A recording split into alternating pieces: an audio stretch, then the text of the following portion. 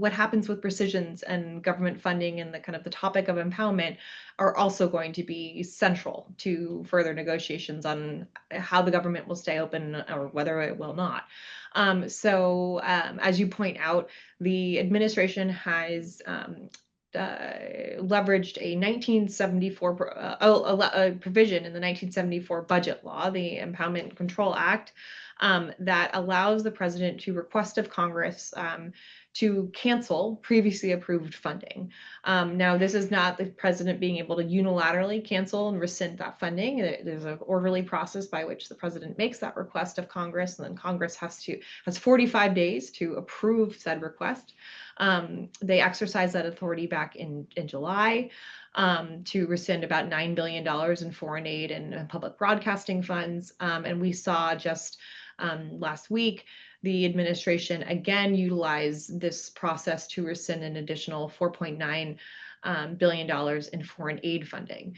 Now, what is of contention right now is that subsequent request that came in last week came in within the window of 45 days left of the fiscal year.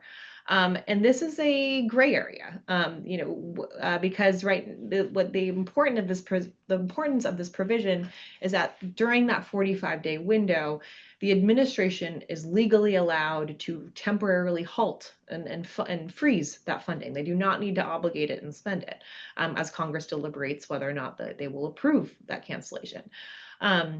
But when you're within 45 days, well, the clock will run out on September 30th, and that money will still be withheld. And so that's the point where we have seen GAO in the past say that this is, in a 2018 opinion, say that this is unconstitutional.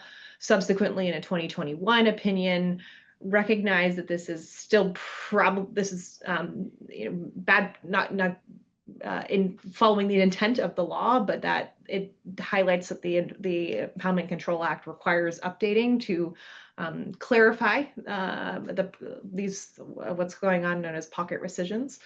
And so this is where, ultimately we might see this end up in court challenges. But I think as we're thinking about this in the context of the current funding negotiations, is that this could really put a damper on the potential for bipartisan cooperation.